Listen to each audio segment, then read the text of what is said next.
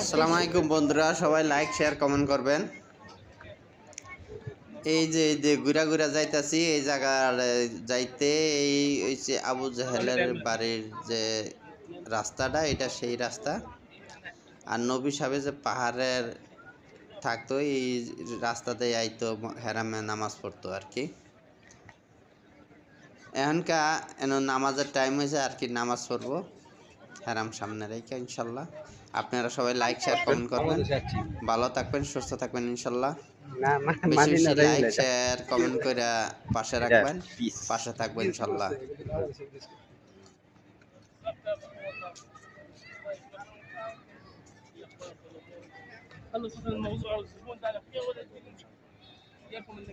ইনশাল্লাহ বন্ধুরা সবাই লাইক শেয়ার কমেন্ট করবেন, পাশে থাকবেন ইনশাল্লাহ, পাশে থাকবো সবাই। হ্যাঁ বসেন।